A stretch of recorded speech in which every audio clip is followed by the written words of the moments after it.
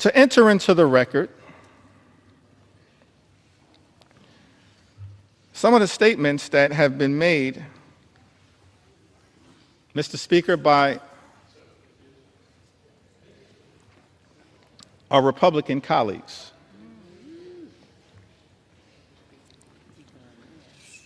That I just don't understand. I mean, I am flummoxed by some of these statements. I've always wanted to use that word, y'all. Will suspend. House will be in order. Please take your conversations outside the chamber. Please take your conversations outside the chamber. Gentleman's recognized. Thank you, Mr. Speaker. I was hoping to seek some clarification at some point after I'm able to yield the floor. But I'm still here to take my sweet time.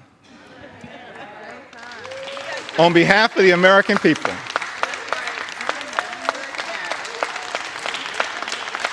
Because it was totally unacceptable that you would try to jam this bill, Mr. Speaker, down the throats of the American people with 15 minutes allocated for a debate that would hurt everyday Americans, allocated to the committees of jurisdiction. 15 minutes. And so now I'm here with my House Democratic colleagues, 4 hours it taken our sweet time. On behalf of the American people.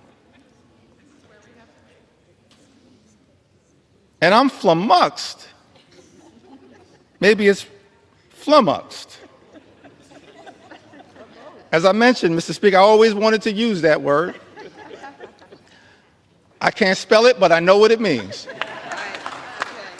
I'm confused by many of these statements, so I'm trying to enter them into the record and then perhaps at some point get some clarification.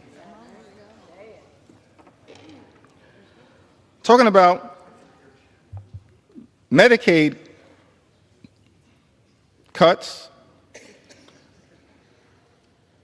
the largest cut to Medicaid in American history.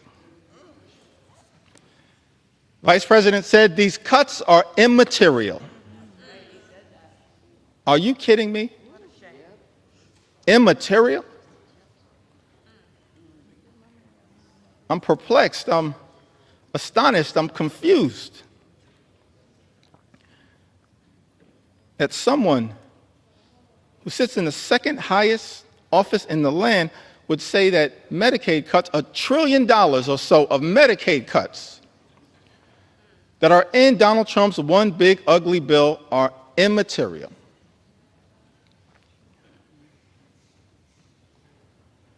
I'm confused, Mr. Speaker, by the statement that was made by the former Senate Majority Leader, Mitch McConnell, who, when talking about the Medicaid cuts that millions of Americans have been reaching out to us, pouring into us their heartfelt concerns at the devastating impact that these Medicaid cuts will have on their health, their safety, and their well-being. I'm confused, Mr. Speaker, by the statement that Mitch McConnell made. He said, people will get over it.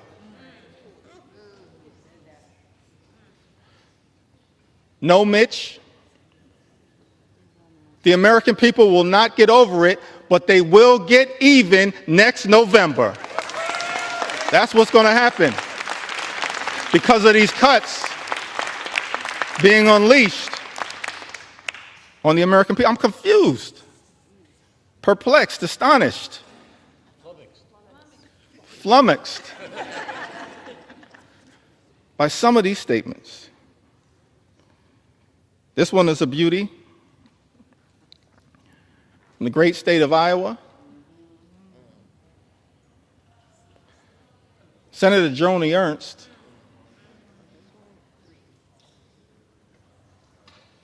She showed up at a town hall meeting in Iowa. First of all, I'll give her credit for showing up at a town hall meeting because House Republicans were instructed not to show up at town hall meetings. So she shows up, Mr. Speaker, at a town hall meeting, is questioned about the fact that health care in America, that the Medicaid is a question of life or death. And when asked by one of her constituents about the concern that was had, the fact that people will die as a result of the devastating cuts to Medicaid and health care that are in Donald Trump's one big ugly bill, Senator Ernst says, we're all going to die anyway.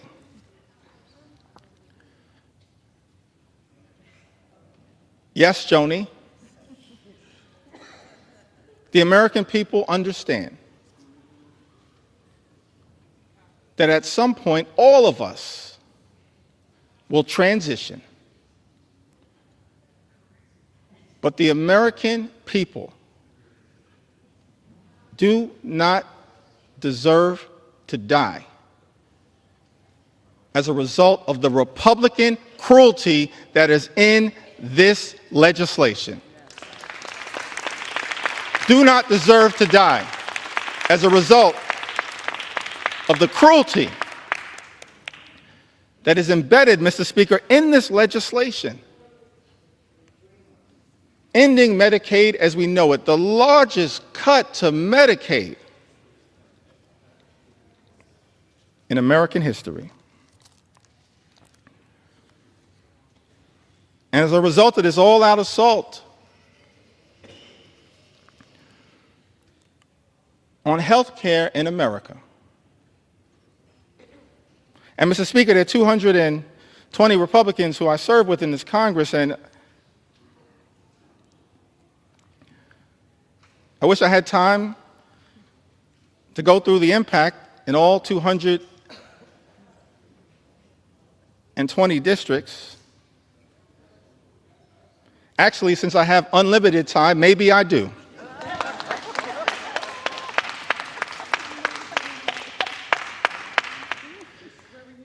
But, Mr. Speaker, I figured that, I'll start in my home state of New York.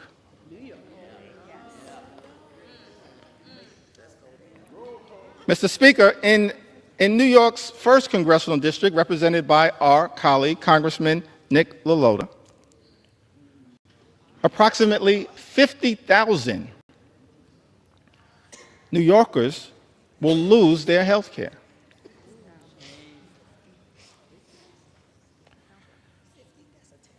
In New York's 24th Congressional District, Mr. Speaker, represented by our colleague, Congresswoman Claudia Tenney, over 30,000 New Yorkers will lose their health care.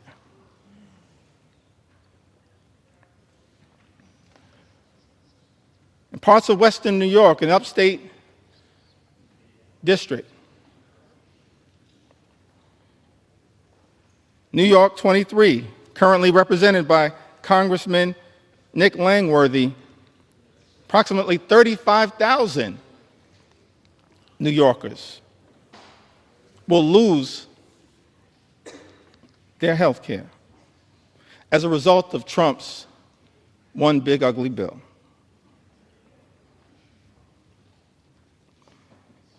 In New York 17, currently represented by Congressman Mike Lawler,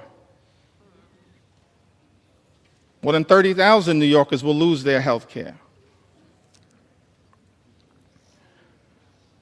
In New York 21, the North Country,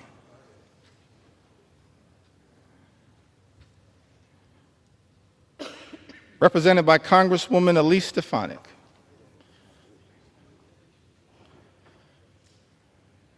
Welcome back to Congress. I'm sorry it did not work out for you. That's a lesson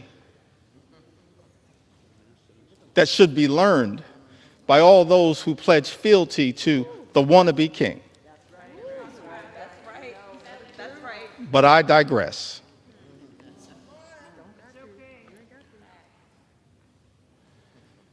New York's 21st Congressional District, currently represented by Congresswoman Elise Stefanik, approximately 44,000 New Yorkers will lose their health care.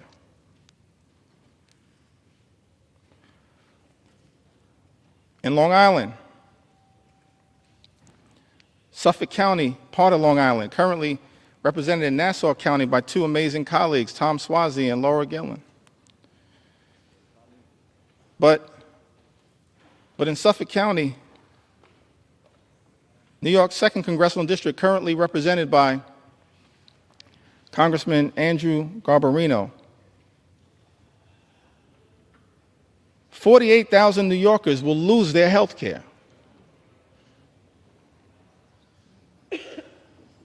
In Suffolk County, in New York's 2nd Congressional District, as a result of Trump's one big ugly bill.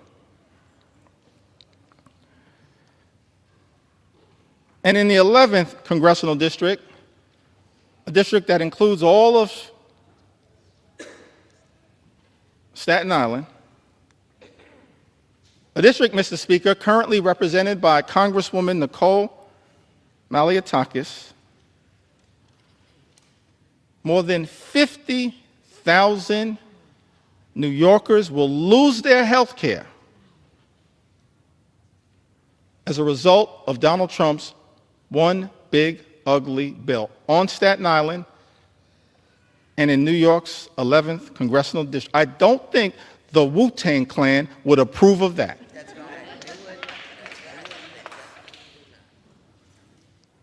It's incredible to me. In district after district after district, Mr. Speaker, represented by my Republican colleagues, so many Americans will stand to lose their health care as a result of Donald Trump's one big ugly bill. Now, this is not just a Democratic perspective. We stand by that perspective. We'll continue to articulate that view and forcefully defend the health care of the American people, but it's not just a Democratic perspective.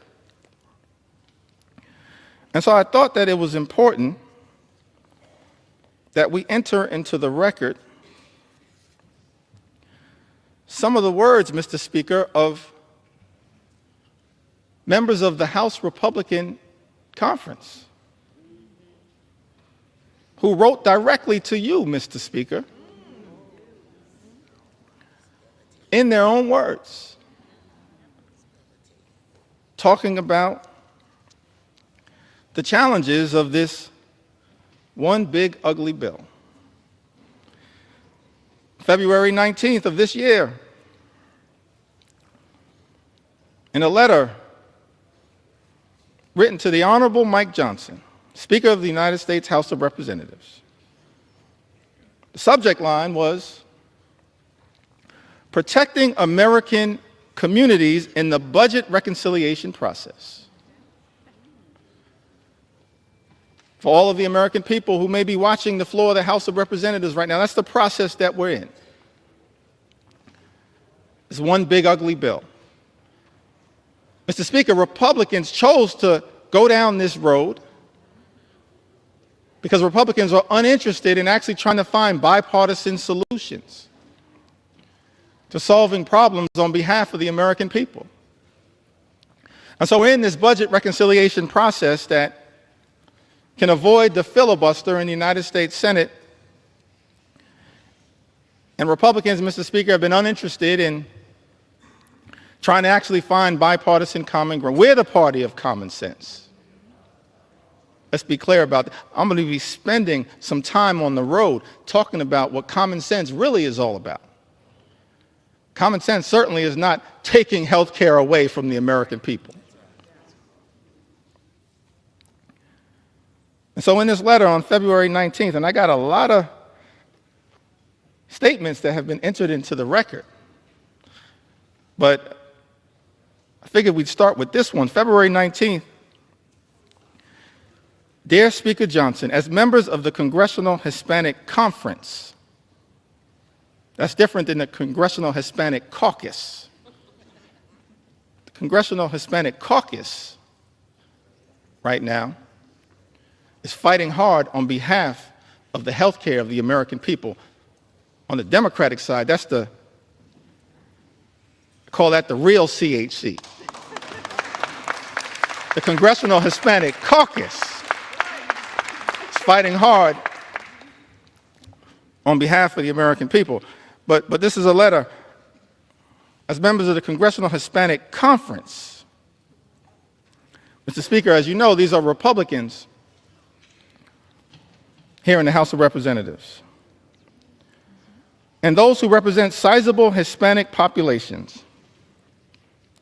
We are writing to express our concerns regarding possible funding decisions stemming from the House Budget Resolutions Committee instructions advanced on February 13, 2025.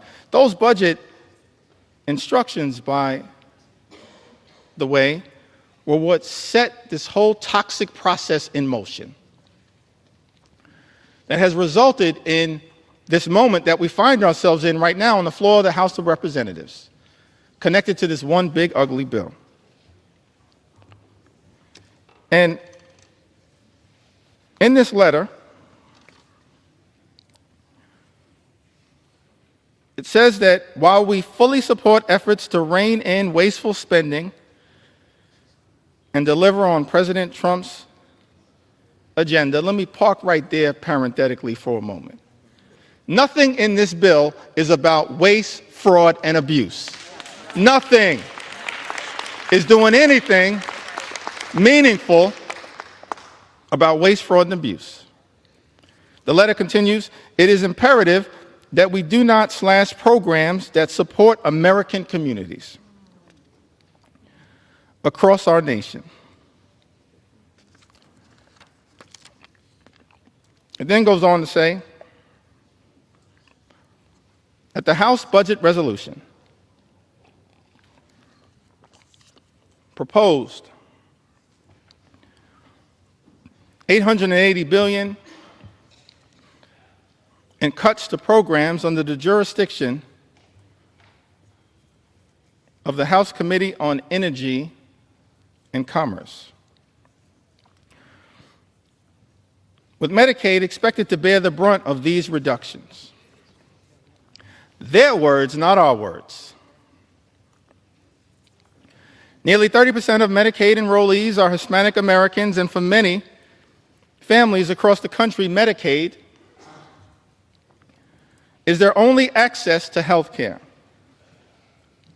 Slashing Medicaid would have serious consequences, particularly in rural and predominantly Hispanic communities, where hospitals and nursing homes are already struggling to keep their doors open. Mr. Speaker, these are members of the House Republican Conference warning about the devastating impacts of this one big, ugly bill. It goes on to say that the House Committee on Education and the Workforce has been tasked with cutting $330 billion where federal aid for higher education, such as Pell Grants, may be a target for reductions. Once again, let me park right there parenthetically to make the observation. This bill also assaults higher education in the United States of America. That's a disgrace. And Mr. Speaker, Members of the House Republican Conference predicted that that would occur. Their words, not our words. House Committee on Education and the Workforce has been tasked with cutting $330 billion, where federal aid for higher education, such as Pell Grants, may be a target for reductions. Hispanic students make up a significant share of Pell Grant recipients, many of whom are first-generation college students, striving for a better future for themselves, their families, and our nation.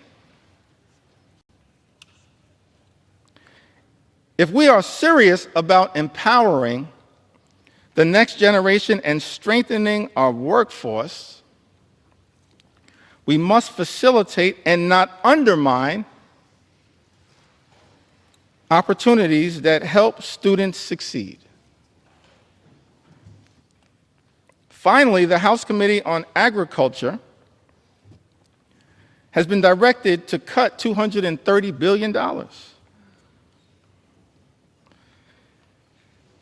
And then, Mr. Speaker, our Republican colleagues go on to write, while we fully support efforts to eliminate fraud, waste, and abuse, by the way, that's all fake, we support a federal government that's effective, that's efficient, that's equitable, that eliminates waste, fraud, and abuse. That's not what this bill is all about. But it goes on to say, while we fully support efforts to eliminate fraud, waste, and abuse, we must ensure that assistance programs such as SNAP remain protected. I mean, I'm just confused. Remain protected, as nearly 22% of Hispanic families rely on this critical program as a temporary safety net during difficult times. And then this letter concludes, written to you, Mr. Speaker, by the Congressional Hispanic Conference. Hispanic Americans are the future of the Republican Party. I'll reserve judgment on that statement. As House Democrats, we're going to fight for every single community in the United States of America, including the Hispanic community. Every single community. We want every single community to experience the good life, to afford to be able to live the good life. That's what we want. For every single community, good paying job, good housing, good health care, good education for your children, and a good retirement. That's what we want for every community. But the Congressional Hispanic Conference, they write, in closing to you, Mr. Speaker, that these Hispanic Americans are closely watching to see if we will govern in a way that honors their values and delivers results.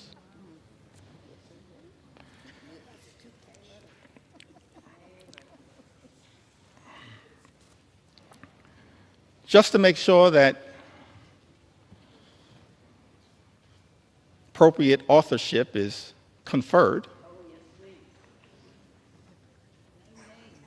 I'm going to enter the names of the signatories to this extraordinary letter. Mr. Speaker, Tony Gonzalez, Nicole Maliatakis,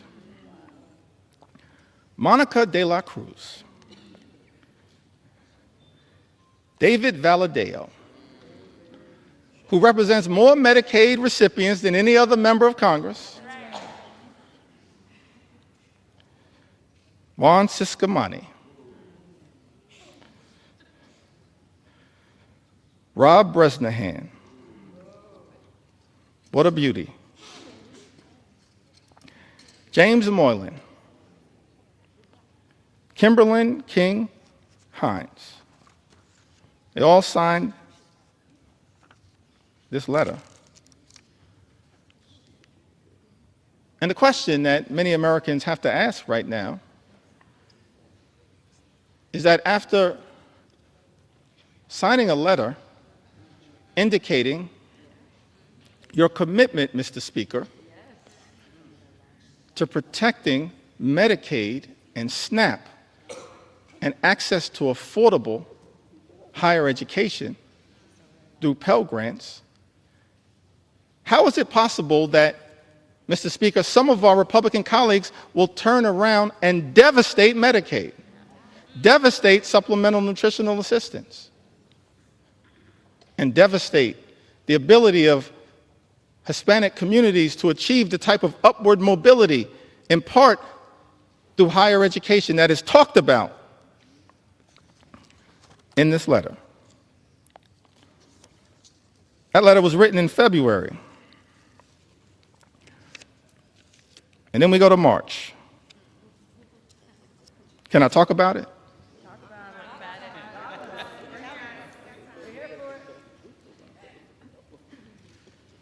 I mentioned, Mr. Speaker, I'm here to take my sweet time on behalf of the American people.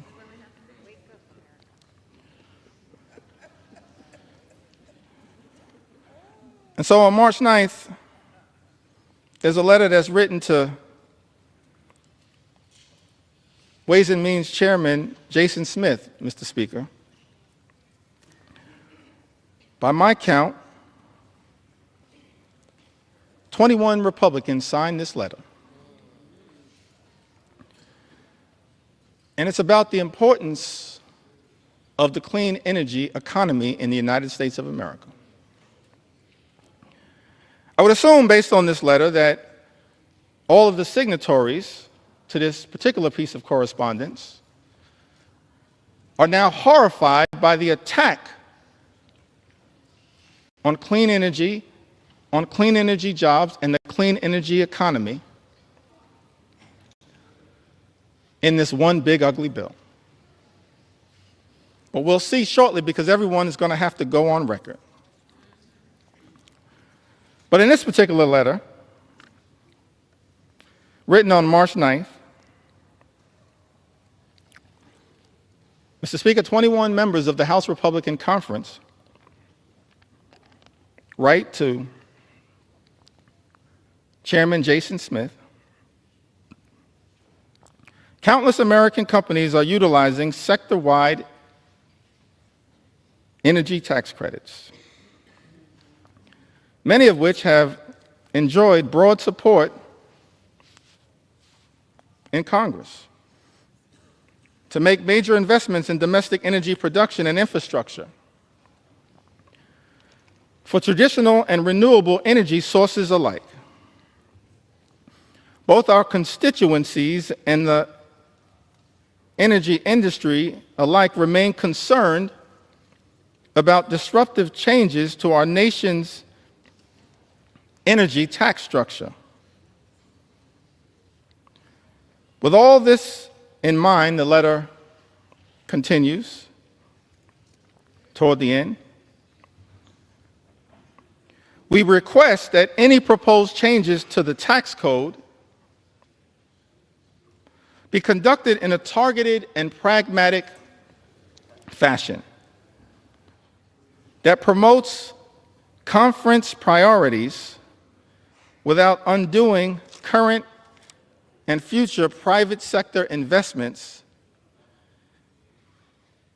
which will continue to increase domestic manufacturing, promote energy innovation, and keep utility costs down. I mean, the language that was chosen there is pretty interesting, but the translation is protect the clean energy economy. That's what this letter was all about. Written by my count, 21 House Republicans. Mr. Speaker, Andrew R. Garbarino, Jennifer Higgins, Juan Ciscomani, Gabe Evans, David Valadeo. What a prolific writer.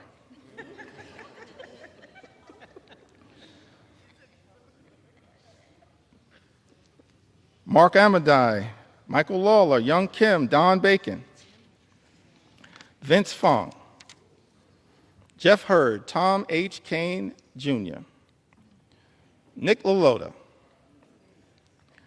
John James, Ryan McKenzie, Rob Bresnahan, Marionette J. Miller Meeks, Earl L. Buddy Carter, Dan Newhouse, Eric Hoshin, and David P. Joyce, all writing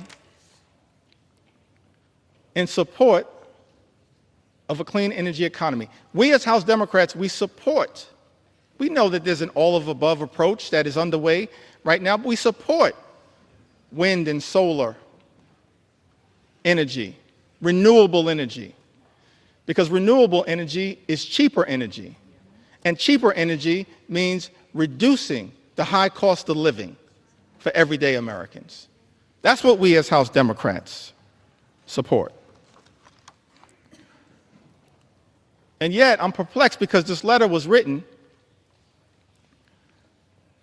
but the one big ugly bill represents an extraordinary and unprecedented assault on clean energy and cheaper energy in the United States of America. Mr. Speaker, I asked the question, what are those 21 Republicans going to do when it comes to voting for this one big ugly bill?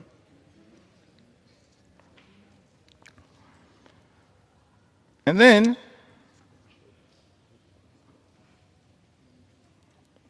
we've got another letter in April. So we've got a February letter, a March letter, an April letter. Quite elegant with these letters. April 14th, 2025, this is correspondence written by 13 House Republicans, Mr. Speaker. Written to you and Steve Scalise. Majority Leader written to Tom Emmer. The Majority Whip, and written to Brent Guthrie, the Chairman of the Energy and Commerce Committee.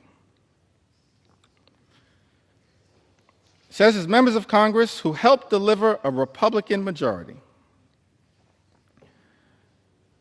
many of us representing districts with high rates of constituents who depend on Medicaid,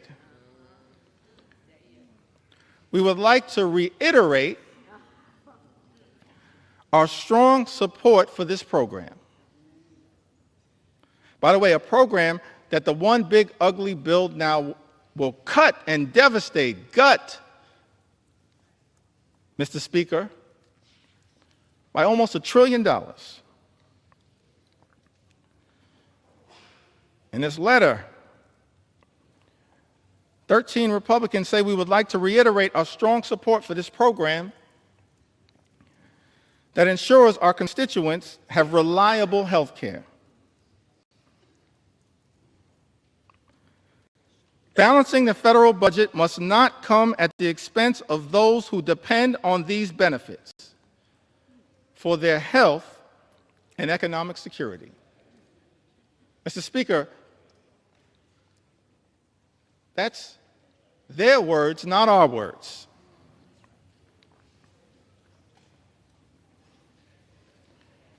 And then this bill makes an extraordinary declaration. And I think it's important for us to understand who led this bill. David Valadao. These are just facts, Mr. Speaker. Publicly issued letters. David Valadao, Don Bacon, Jeff Van Drew, Rob Bresnahan, Juan Ciscomani, Jen Kiggins, Young Kim, the usual suspects. Robert J. Whitman, Nicole Maliatakis, Nick LaLota, Andrew R. Garbarino, Jeff Hurd, and Michael V. Lawler. By my count, 13 members. And in some of the relevant portions of this letter, it says to strengthen Medicaid, we urge you to prioritize care for our nation's most vulnerable populations. Our constituents are asking for changes to the healthcare system that will strengthen the healthcare workforce, offer low-income, working-class families expanded opportunities to save for medical expenses, support rural and underserved communities,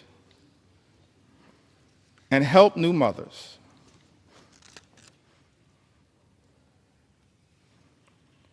And in the second paragraph of this letter dated April 14th, 2025, Mr. Speaker, these 13 members of the House Republican Conference make this extraordinary representation. It says, however, we cannot and will not support a final reconciliation bill that includes any reduction in Medicaid coverage for vulnerable populations. This bill represents the largest cut to Medicaid in American history. It will devastate vulnerable populations all across America. And so the reality is, all 212 House Democrats are going to stand up and protect the health care of the American people. We're going to protect the Medicaid of the American people against this assault on vulnerable communities. And I'm looking forward to all 13 of you joining us to protect the health care of the American people that you represent. That's the promise, Mr. Speaker, that your Republican colleagues made in this April letter. What's changed? We're looking forward to all 13 Republicans in this letter joining us to protect the Medicaid of the American people.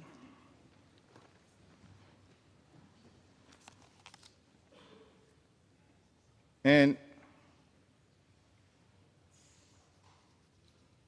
you know, this SALT issue is also an interesting one.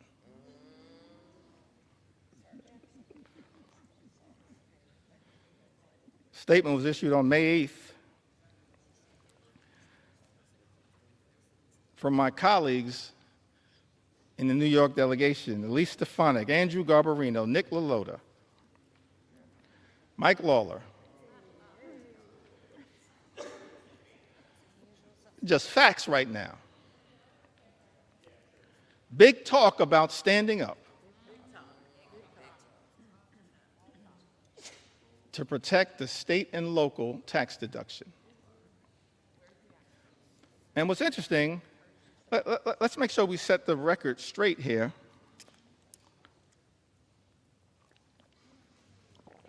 As to what happened to the state and local tax deduction,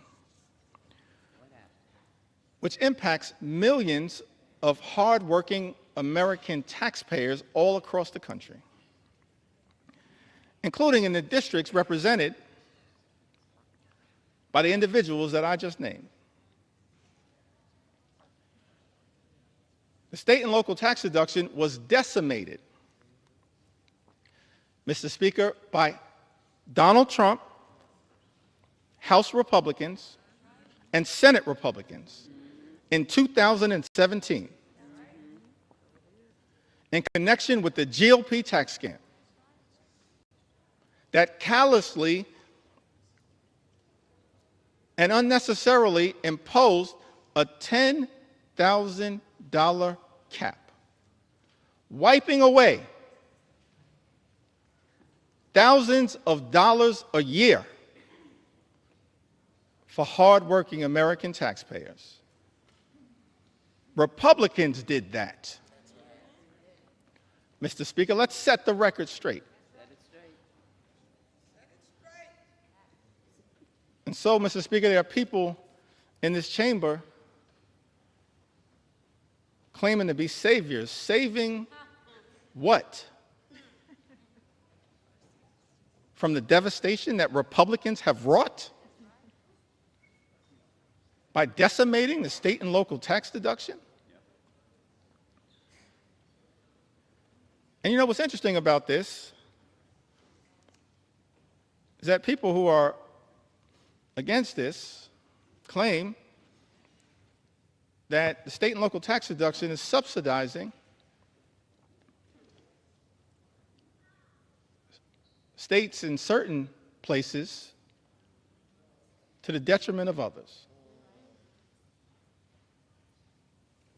But every single state that suffered from the Republican effort, Mr. Speaker, under Donald Trump's presidency in 2017 to decimate the state and local tax deduction, every single state is a donor state, sends more money to the federal government than we ever get back in return. A donor state. Some people in this town running around misrepresenting the facts. We're okay to be a donor state, but don't lie to the American people about the reality of the state and local tax deduction. And then you have this extraordinary statement on May 8th, big talk, no action.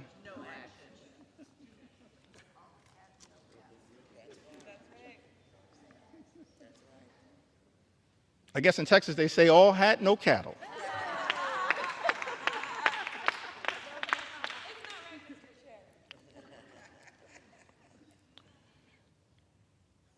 And so that brings us to this letter that was written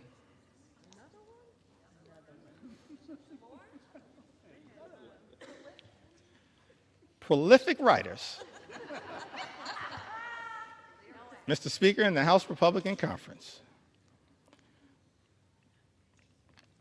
on June 6th. I'm really confused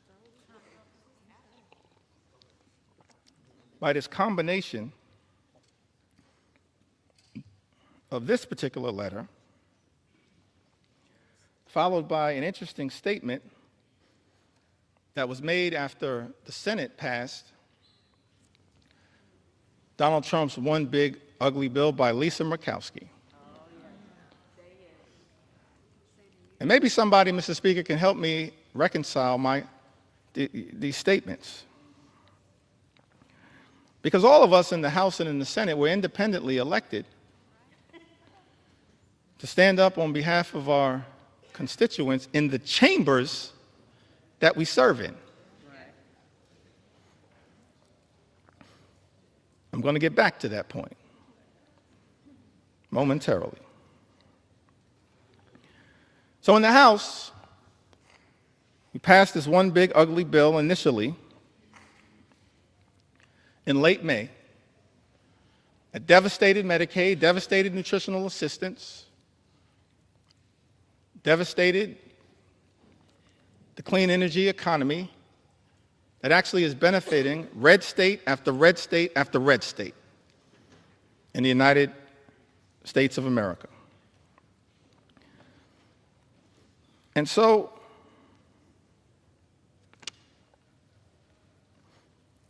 members of the House Republican Conference wrote to Majority Leader Thune and Chairman Crapo. This is after passing a bill in the House of Representatives that devastated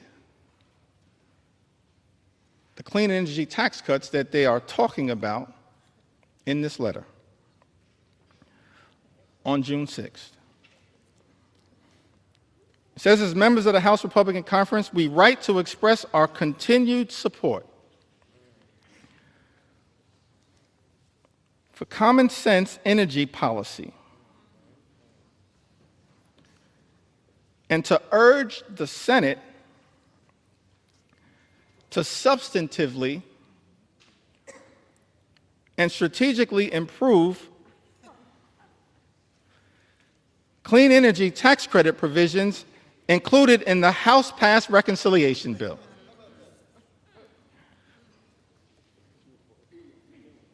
I mean, what is happening right now? Maybe I don't understand the legislative process. So in this letter,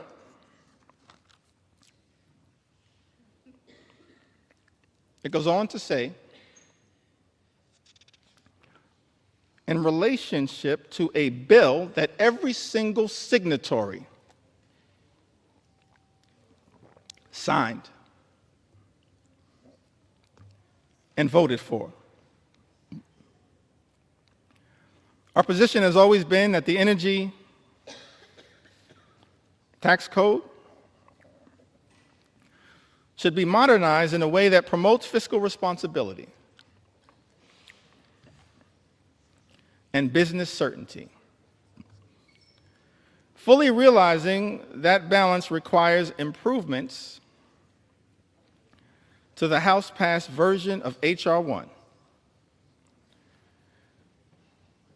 We believe that the Senate now has a critical opportunity to restore common sense and deliver a truly pro-energy growth final bill that protects taxpayers while also unleashing the potential of U.S. energy producers, manufacturers, and workers. In other words, every single one of these signatories, Jen Kiggins, Brian Fitzpatrick, Juan Ciscomani, Nick LaLota, Mike Lawler, Andrew Garbarino, Don Bacon, Mark Amadei, Gabe Evans, Young Kim, David Valadeo,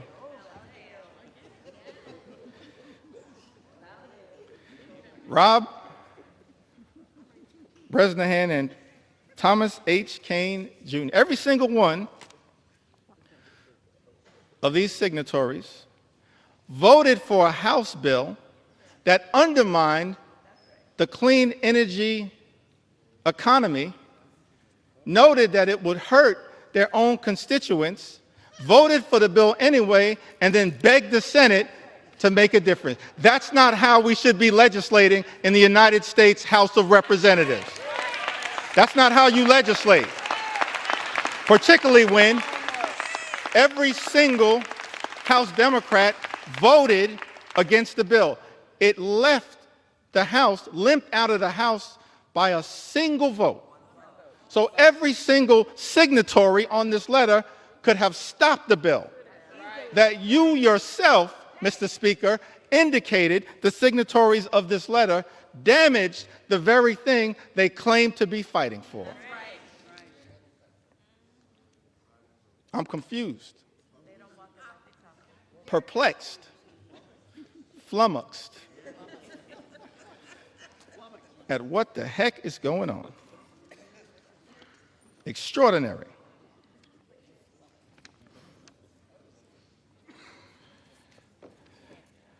I mean, I'm just overwhelmed by the amount of correspondence. I had to just pick out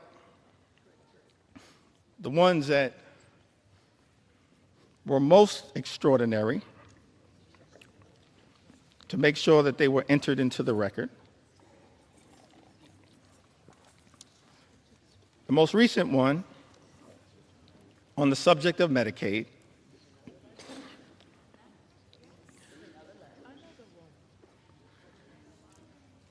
was written on June 24th. It was directed to the Honorable John Thune, Majority Leader of the United States Senate, the Honorable Mike Johnson, Mr. Speaker, Speaker of the U.S. House of Representatives. I think it had, by my count, 16 members. No surprise, y'all. It was authored by David Valadao.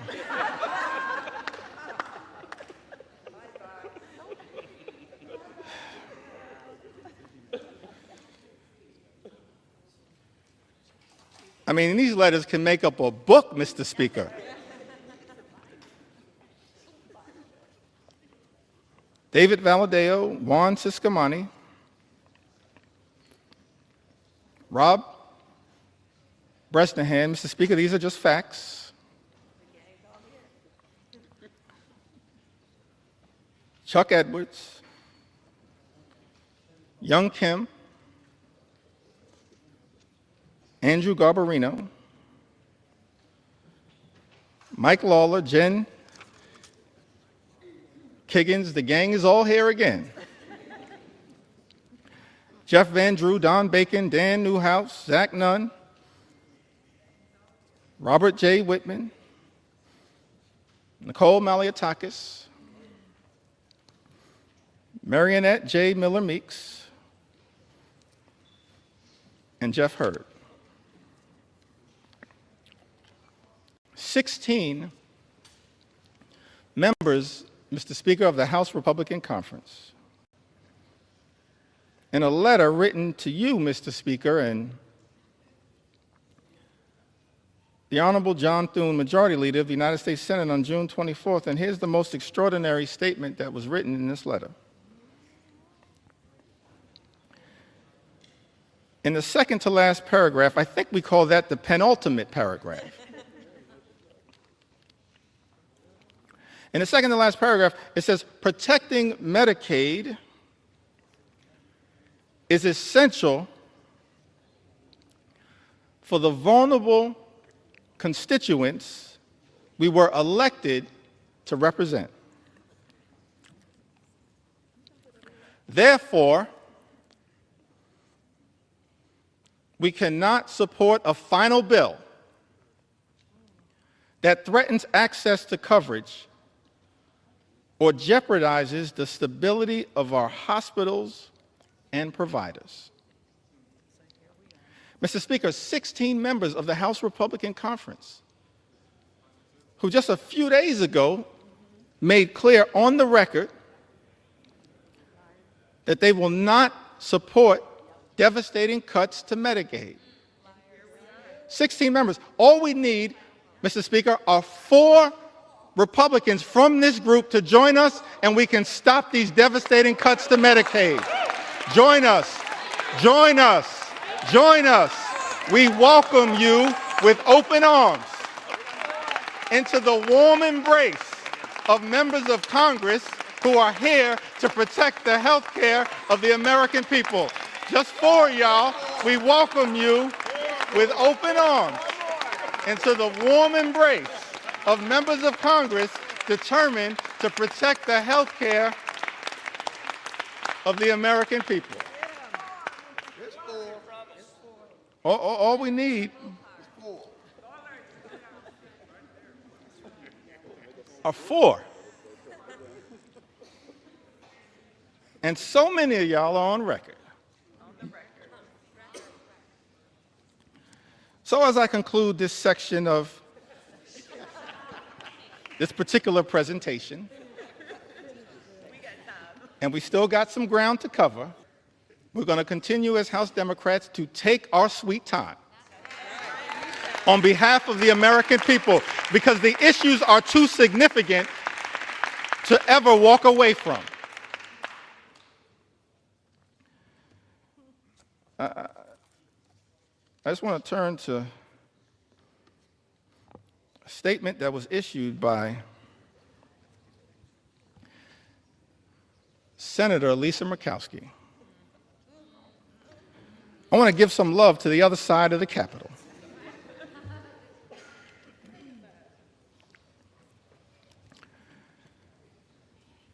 And again, Mr. Speaker, these are just the words that were issued. I'm not even trying to characterize the words. But the American people need to hear these words from the people that were sent to Congress to protect their interests. Senator Lisa Murkowski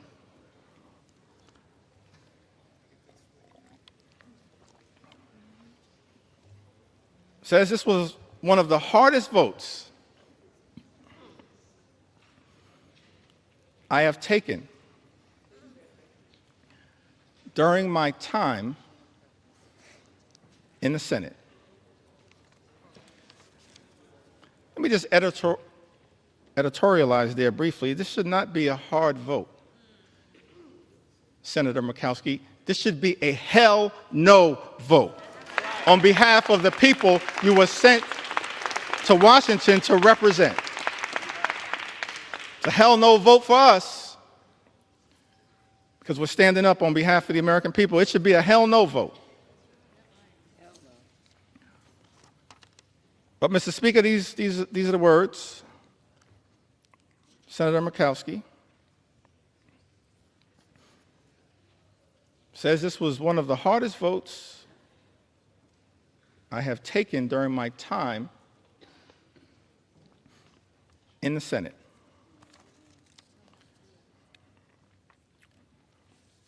And then she keeps it real.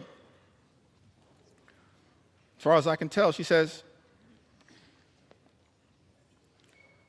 but let's not kid ourselves. This has been an awful process. Mr. Speaker, those are the words of a Republican senator, not us. This has been an awful process, a frantic rush to meet an artificial deadline that has tested every limit of this institution.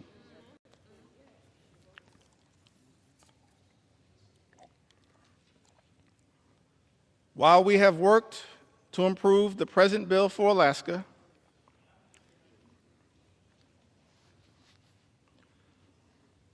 it is not good enough for the rest of our nation. And we all know it. Yes, Senator Murkowski, we all know this one big, ugly bill will devastate everyday Americans across this country. And yet, in the concluding paragraph, this comes after Senator Murkowski voted for this bill, the deciding vote in the United States Senate, says, my sincere hope is that this is not the final product.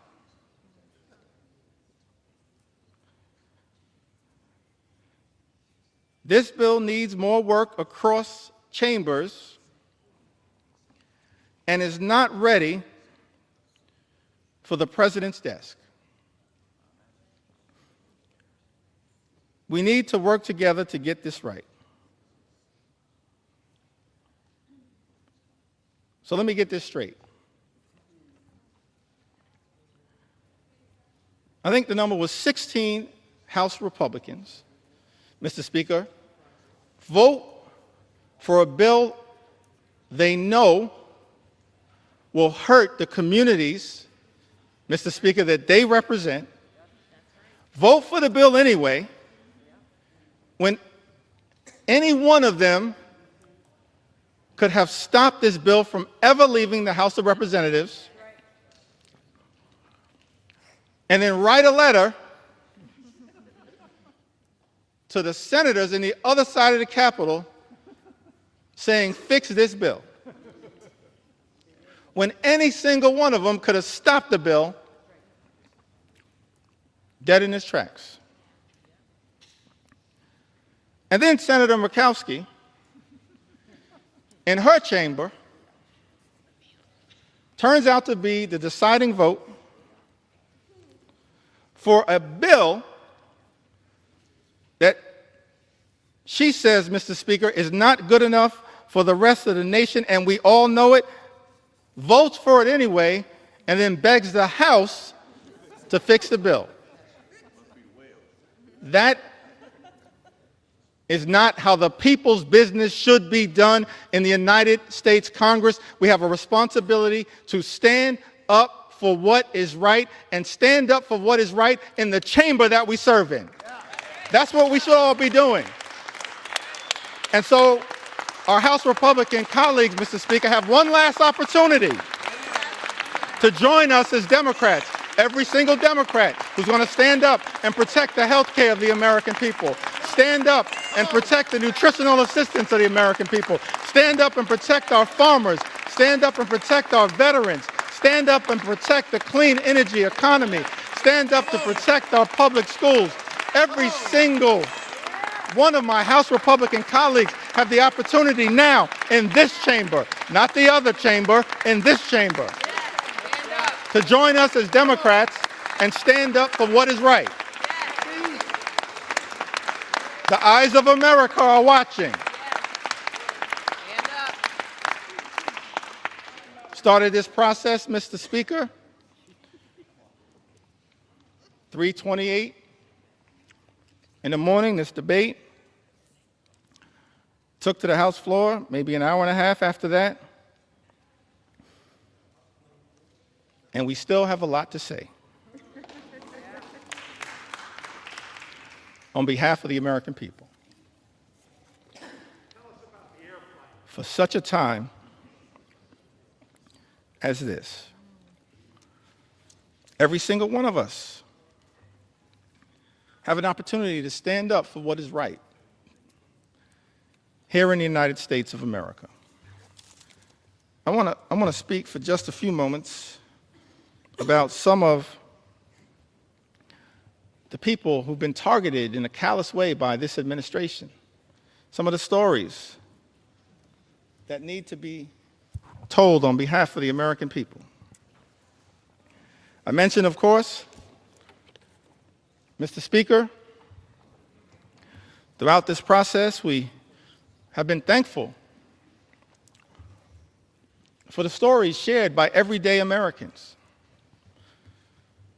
who went to bed last night fearing the worst and have woken up this morning horrified by Donald Trump's one big ugly bill that will hurt everyday Americans and rewards billionaires with massive tax breaks that will serve to devastate the social safety net and explode our nation's debt. And so I want to tell a few stories on behalf of our nation's veterans who've also written to us to share their concerns with this one big ugly bill. Victoria from Arizona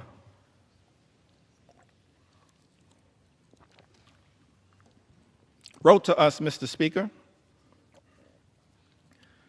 said, "My husband and I are patriots. We are both Army veterans who were disabled as a result of our service. We have 5 children and run a small electrical contracting business. We live on a fixed income and, like most families, have struggled with rising costs. One of our sons is adopted. He is a wonderful, loving 7-year-old who has autism and ADHD. He qualifies for Medicaid because he was adopted, and it has been the saving grace for his health and well-being.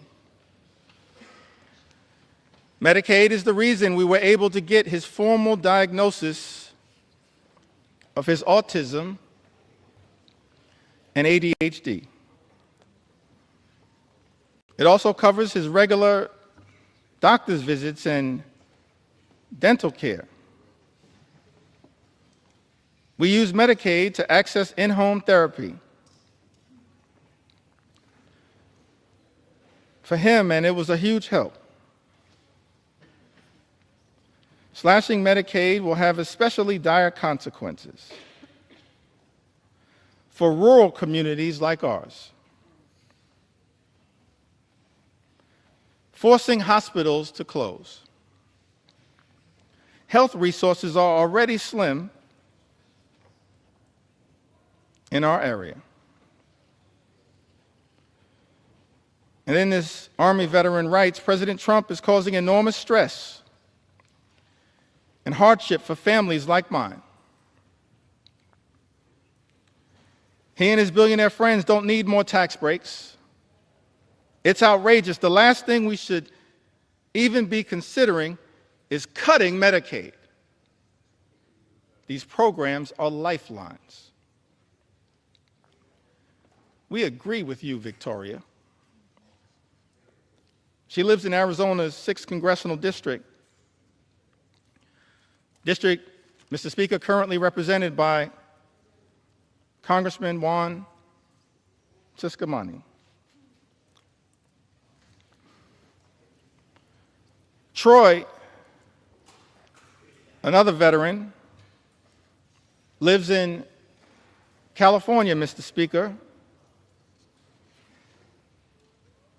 Lives in a district currently represented by Jay Obernolte. That's California's 23rd congressional district, I believe. He writes to us and says, I was in the U.S. Army and went to Kosovo in 2001, Iraq in 2003, and 2005. I depend on the VA as I am too disabled to work. I depend on VA health care. My children are now on Medicaid. I have worked from when I was 14 years old to 42. I am suffering from long COVID. And until I can return to work, I need help from the American people. I have had your backs. Time for you to cover my back. Writes Troy. Mr. Speaker, I need NIH's help. Now is the time to stand up for all Americans. Stop the assault on the VA, NIH, Medicaid, and the rest of Americans. We agree with you, Troy. It's time to stop the assault on the American people. Stop the assault that is represented in this one big, ugly bill.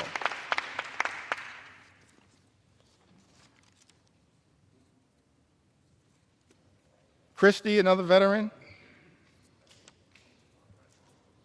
wrote to us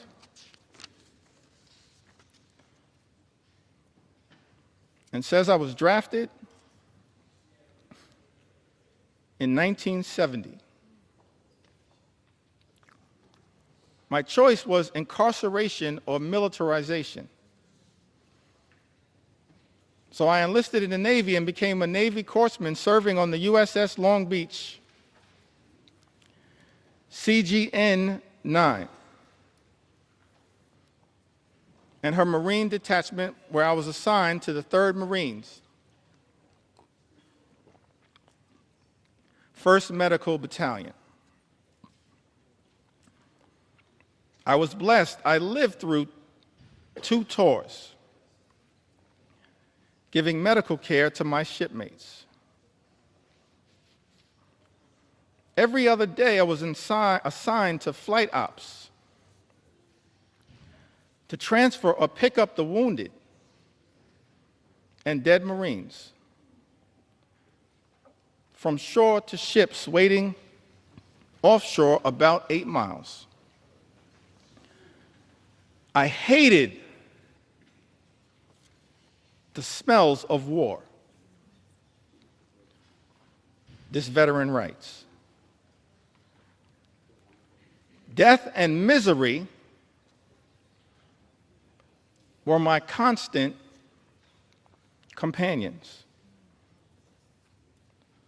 The war left me unsettled, mentally and morally corrupt.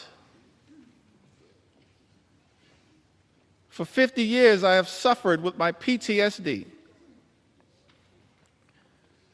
which went undiagnosed for years. After 12 years of VA therapy and working hard for my soul to be repaired, I find myself living alone and isolating from others. And I am one of the lucky ones, thanks to the care I have received from the VA. Veterans pouring out their heart and their soul, sharing their anxiety with all of us, urging this Congress to do something, to stand up on behalf of the veterans who are going to be hurt by this one big ugly bill,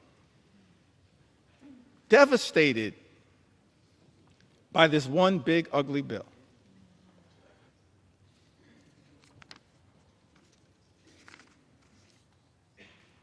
We also heard, Mr. Speaker, from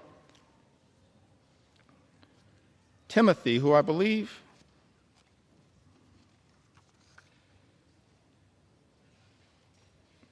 may have written to us from the Commonwealth of Kentucky. He says, "My name is Timothy.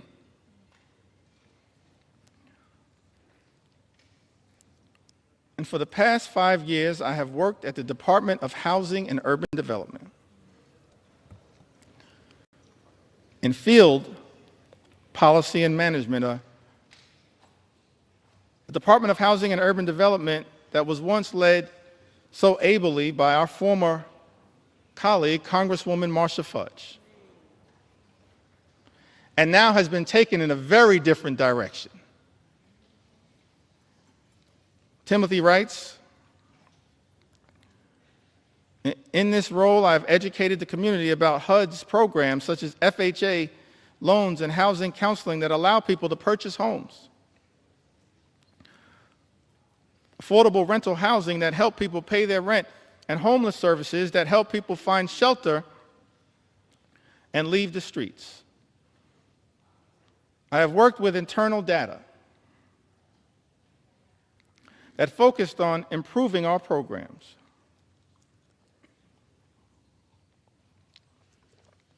Most recently, I worked with a team that hired people from housing authorities and Job Corps with the goal of providing people a career and a way off government assistance. Those incredible people, along with myself, have been fired by Elon Musk's Doge.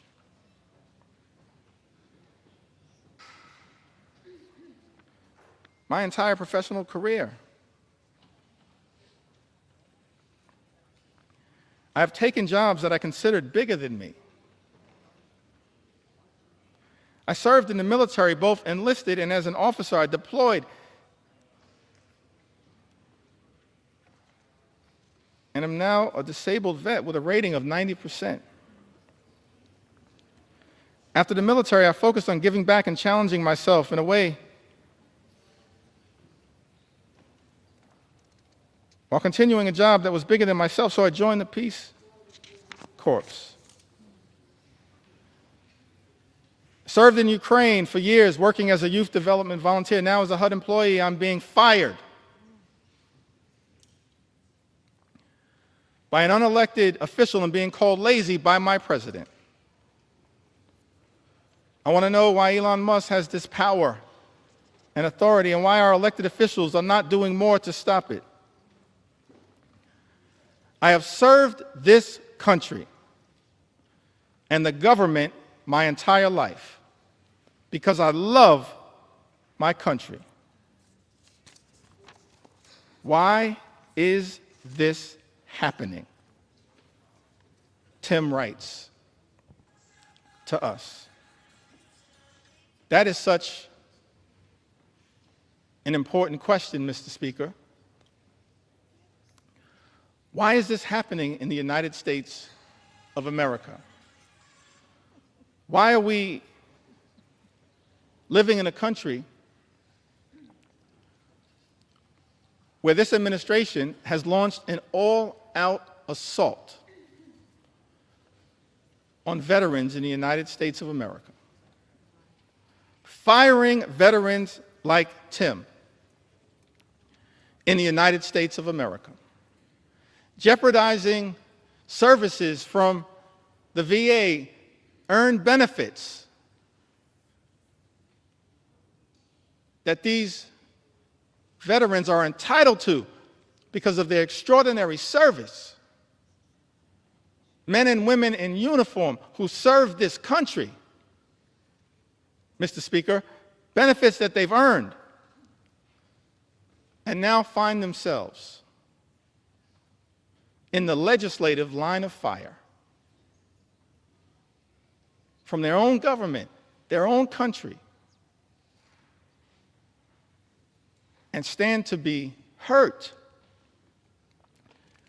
in such an extraordinary way by this extreme Republican budget, this one big, ugly bill. We're here on the House floor, Mr. Speaker, to say to Tim and every single veteran who put on the uniform, every single man and woman who served this country, we will not abandon you in your hour of need. Right. We're going to stand up for every single veteran in this great country and make sure that the veterans of the United States of America are treated with the dignity and respect that you deserve. That is our promise to each and every veteran in the United States of America, and that's why, Mr. Speaker, we stand in strong opposition to Donald Trump's one big ugly bill. An all-out assault here in the United States of America, an extraordinary assault. An assault on the economy, an assault on our veterans, an assault on farm country, an assault on healthcare, an assault on nutritional assistance. And of course, this one big ugly bill and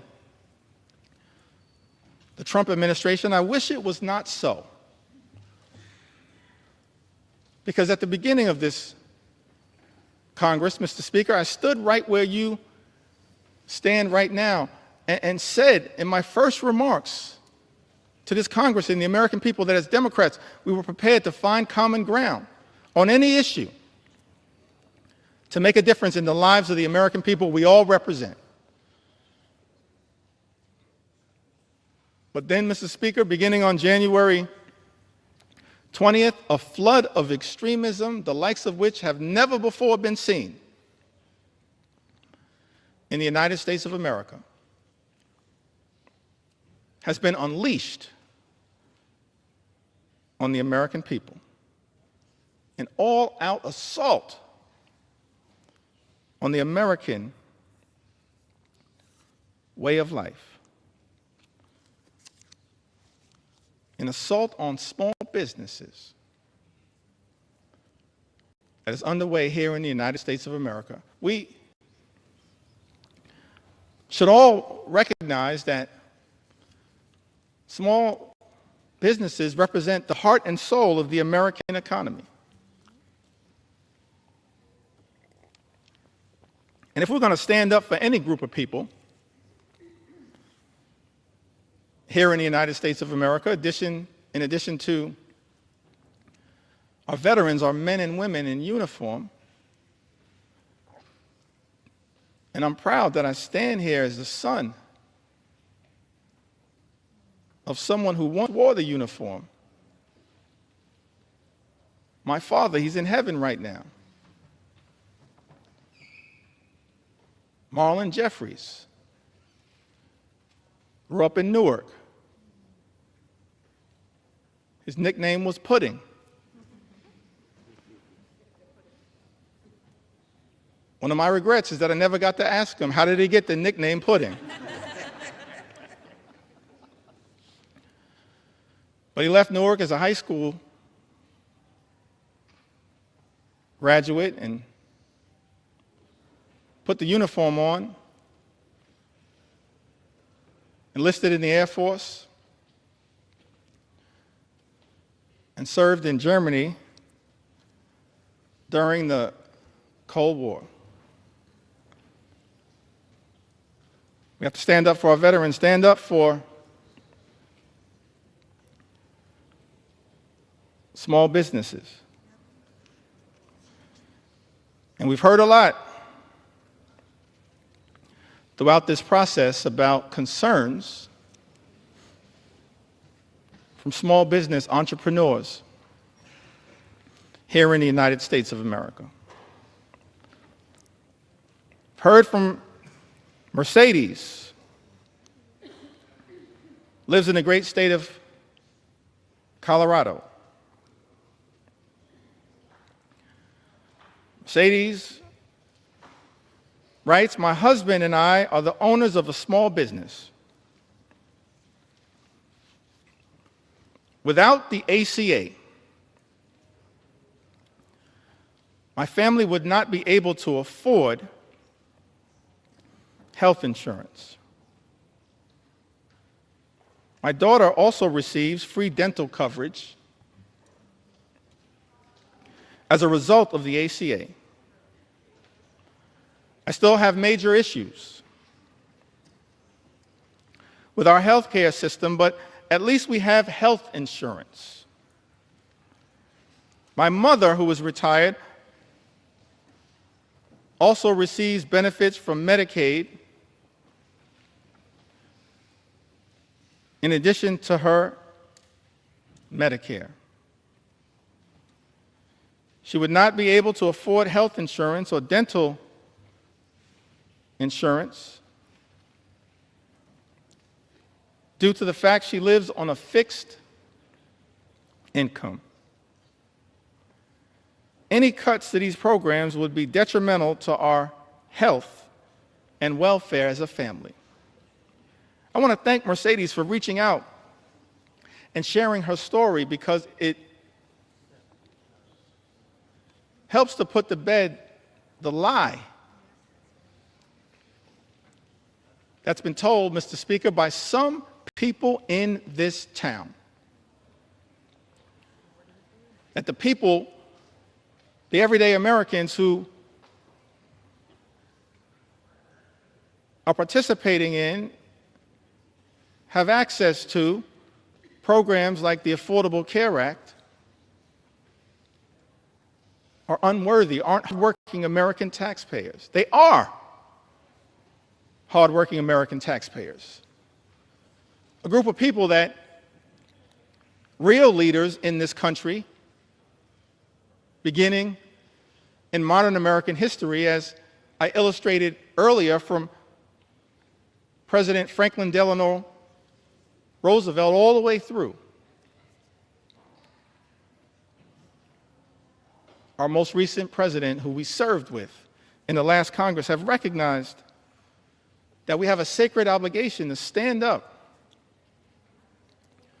for everyday Americans who are struggling right now, including our small business entrepreneurs, the heart and soul of the American economy, who right now are dealing with such economic uncertainty because of the erratic, reckless, and dangerous Trump tariffs that have unleashed so much chaos and uncertainty, raising costs for small business owners all across the country, undermining their ability to fully achieve their entrepreneurial dreams. This is not who we should be in the United States of America. Small business owners under assault by this administration. And as a target on the back of many of these small business owners as a result of this one big ugly bill. Janice wrote to us. She's from the great state of Michigan, the heartland of our country. So thankful to all the members of the Michigan delegation and what they represent. Janice, however, she resides, Mr. Speaker, in the 7th Congressional District, represented by Congressman Tom Barrett.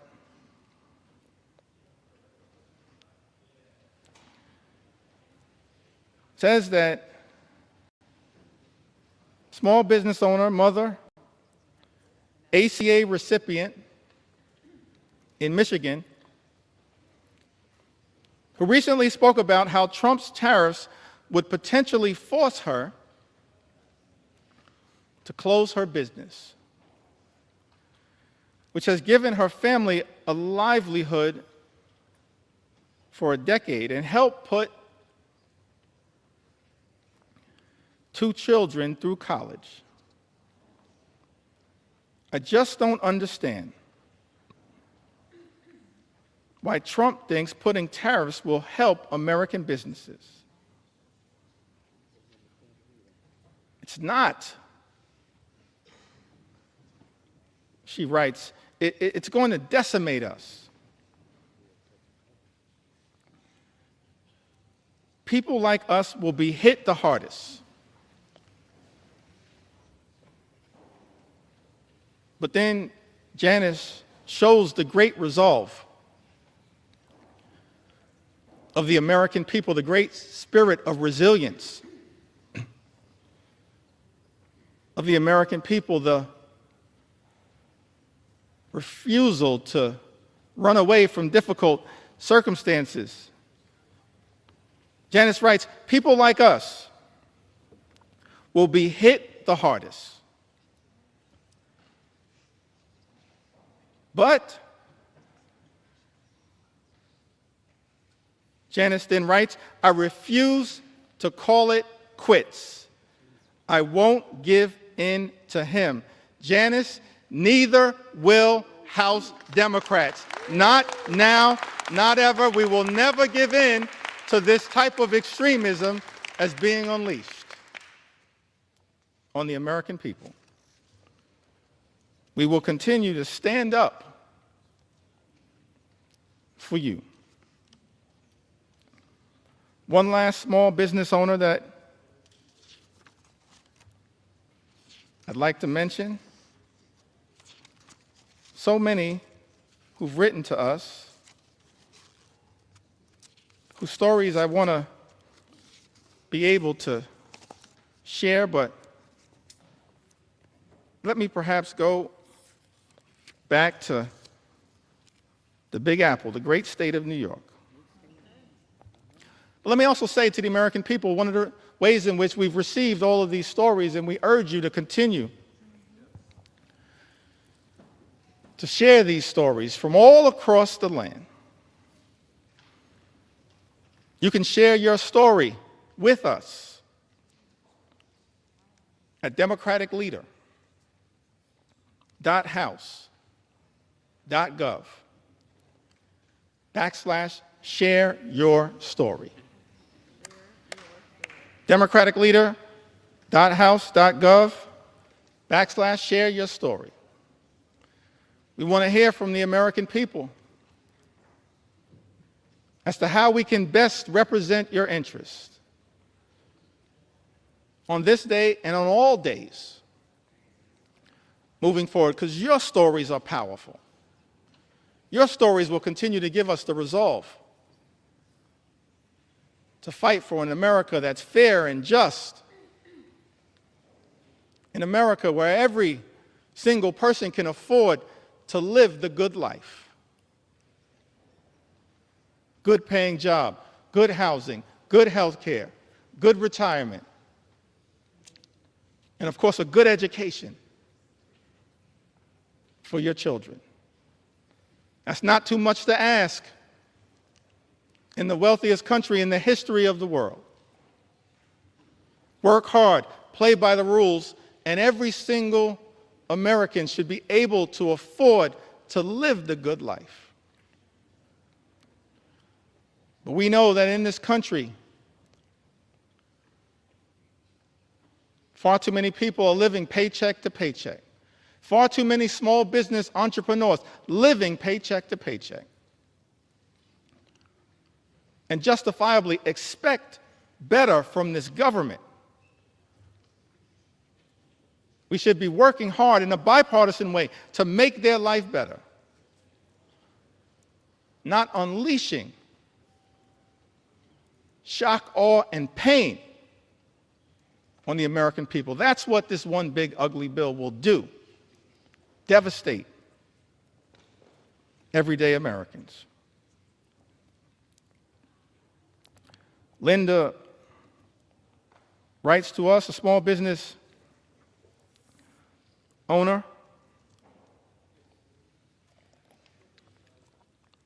I believe she's from the North Country. Lives in New York's 21st Congressional District, Mr. Speaker.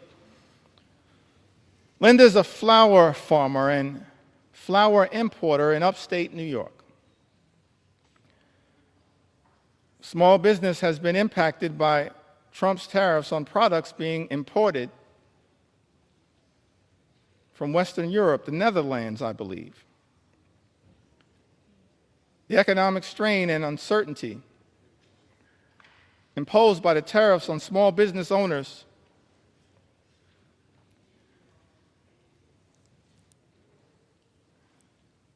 operating on slim margins has caused Linda and her customers to incur additional expenses. Linda tells us, Mr. Speaker, everything was going really well until the tariffs. And now she worries the business will go bankrupt and be forced to close if the tariffs stay in place. How is it that we're living in America where President Trump, Mr. Speaker, and House Republicans promised to address the high cost of living in the United States, promised to lower costs on day one. But costs aren't going down, they're going up. And as a result of these Trump tariffs, are now at risk of experiencing thousands of dollars per year in additional costs. And there is nothing in this one big ugly bill that is going to meaningfully make the lives of everyday Americans, of hardworking American taxpayers, of working class folks, of middle class folks, of all those Americans who aspire to be part of the middle class, of the poor and the sick and the afflicted. Nothing in Donald Trump's one big ugly bill that will meaningfully make their life more affordable. An all-out assault on the economy. We're dealing with an all-out assault on health care, on Medicaid, on the Affordable Care Act, on the Children's Health Insurance Program. All-out assault on the care, Mr. Speaker, being provided by Planned Parenthood. The medical care being provided by Planned Parenthood that is jeopardized in this very bill. All-out assault on hungry children, on hungry veterans, and on hungry seniors, millions of people who will lose their nutritional assistance, will go hungry. Food is being ripped out of their mouths by this one big, ugly bill. Mr. Speaker, that so many of my Republican colleagues seem prepared to support, notwithstanding their prior statements on the record to the contrary. All-out assault on veterans. An all-out assault represented in this bill on small business owners and entrepreneurs who are the heart and soul of our economy. And this bill also represents an all-out assault on law-abiding immigrant families. And Mr. Speaker, we're going to tell their stories as well. We're going to tell their stories. We're going to tell their stories. Because what's happening in this country, an all-out assault on law-abiding immigrant families, is unconscionable, unacceptable, and it's un-American. Because this is a country that should continue to pride itself as a nation anchored in the rule of law, and at the same time, a nation anchored in our journey as one of immigrants from all over the world. And we should never abandon that journey.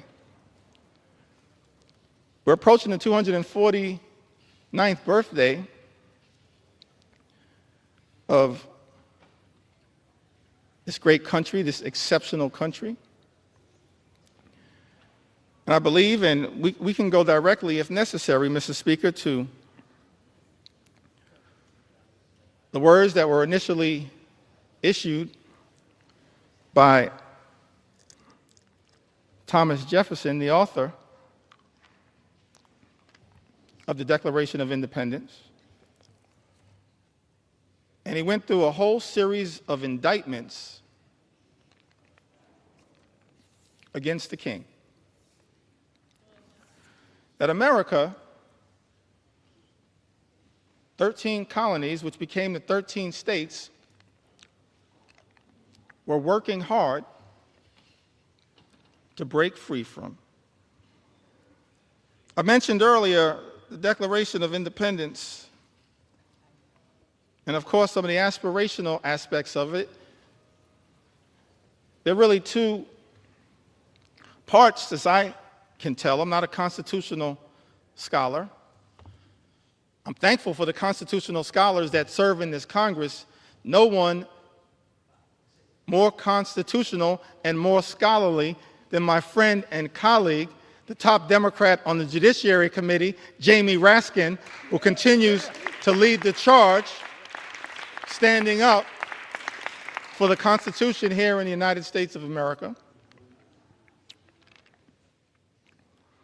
But as I read the Declaration of Independence, there seem to be two parts to it. There's the aspirational part, Mr. Speaker, of the Declaration of Independence. Of course, we hold these truths to be self-evident, that all men are created equal. We understand that now in a more enlightened way, all men, all women, all children, all of God's children created equally. That they are entitled to certain unalienable rights. That among these are life, liberty, and the pursuit of happiness. And so we spent a little time talking about what that could look like, our commitment to bringing about the American dream, the good life for every single person in this country, everybody. Work hard, play by the rules. You should be able to afford the good life in the United States of America.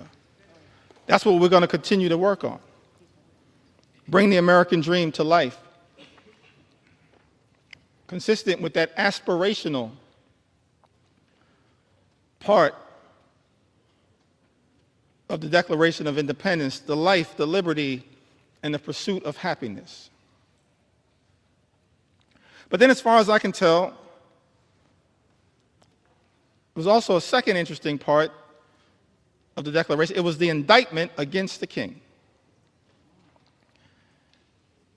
And I commend everyone in this chamber, all of the American people who may be observing the proceedings in the House of Representatives, particularly as we approach July 4th, to read that Declaration of Independence. Perhaps I may even enter it into the record later on today. Because we're here, Mr. Speaker, to take our sweet time on behalf of the American people. To make sure as best I can, as best we can, to cover all of the things that as Democrats we're fighting hard to defend during this extraordinary moment of assault directed at the American people as a result of this one big, ugly bill that will hurt everyday Americans in order to reward billionaires with massive tax breaks and then exploding the deficit and the debt in ways that will jeopardize the future of our children and our grandchildren. But the aspirational part of the Declaration of Independence, of course, that is often famously quoted. But then if you read other parts of the Declaration of Independence, extraordinarily written document, it reads like an indictment against the extremism of the king. It reads like an indictment against the kings. I think of King George. It reads like an indictment against King George's flood the zone strategy. It reads like an indictment against King George's shock and awe strategy. It reads like an indictment against what I think may have been called Project 1775, which is what brought us to Project 1776. And you look at this indictment, and one of the things it alludes to, it talks about, is the notion of the king's effort to stop the assimilation of people from other parts of the world into the United States of America. So we understand that from the very beginning of this great country, there was a recognition, of course, of the importance of immigration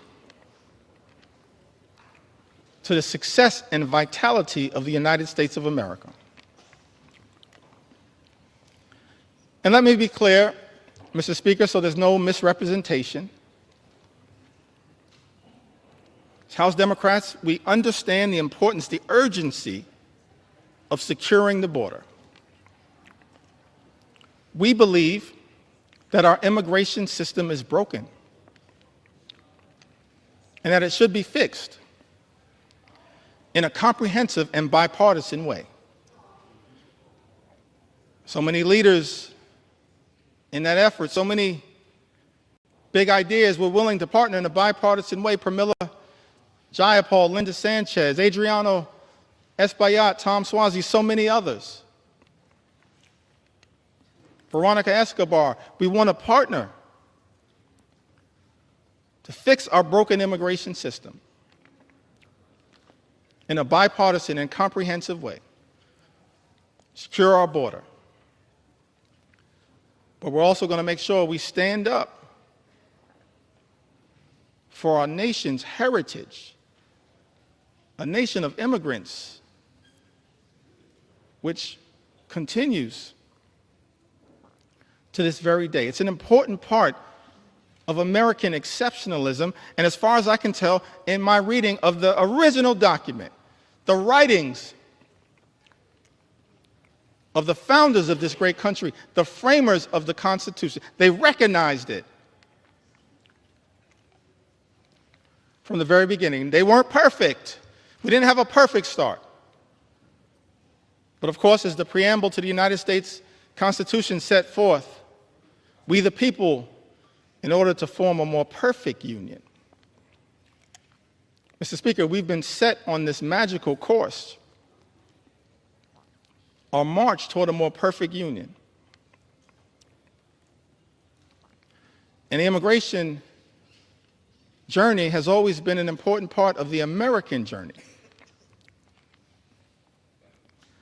That's why it's heartbreaking to see some of the things that are happening in the country right now. The targeting in such an extraordinary way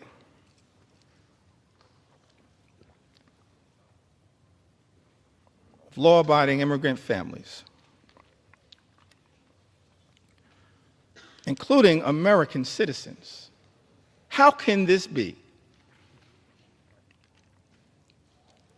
in the United States of America? Some people who might suggest that we should stay away from these stories. No, I'm going to lean into this part of the American journey because we support our heritage as a nation of immigrants. And we're going to stand up for dreamers, stand up for farm workers, stand up for law-abiding immigrant families all across this country. U.S. citizen children have been deported, Mr. Speaker. Is this who we've become in the United States of America?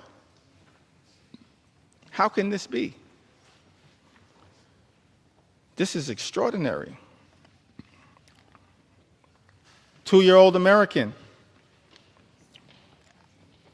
named Manu Borges Santos was born in Fort Lauderdale, Florida, in September of 2022. February, she was taken into custody in Florida alongside her mother and father, both of whom were undocumented. And as a result of this situation,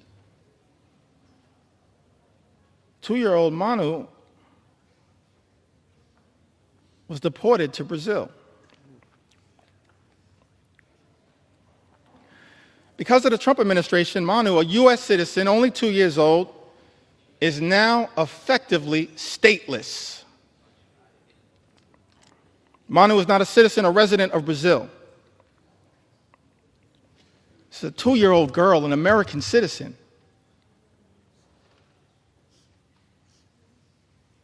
Removed from her homeland, but can't get legal status in her parents' ancestral home.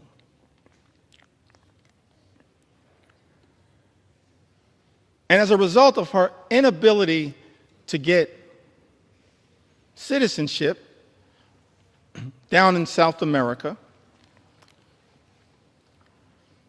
because she's an American citizen, she has no right to routine pediatric checkups, even though Brazil has a public health system, cannot easily enroll in daycare, and finds herself in an untenable situation. I think we are better than this. We've got to find a better way, because I thought this administration promised, Mr. Speaker, to target violent felons, not 2-year-old American citizens. That's unacceptable, as far as I can tell, in the United States of America. Target violent felons all you want. We support that. They should be deported. But why are resources being spent targeting 2-year-old American children? That's not American. And I don't believe the American people support that. Mr. Speaker, that's not what this country should be all about. Manu wasn't the only one. The only American citizen who's been targeted by the deportation machine, a deportation machine that will be unleashed on steroids by this one big ugly bill. We know that, in fact, is the case. That's not hyperbole. It's not a hypothetical. It's not hype. J.D. Vance told us the other day, don't worry about the cuts to Medicaid. Don't worry about the fact that this is the largest cut to Medicaid in American history. Don't worry about the fact that millions of Americans, more than 17 million Americans, will lose their health care, and many more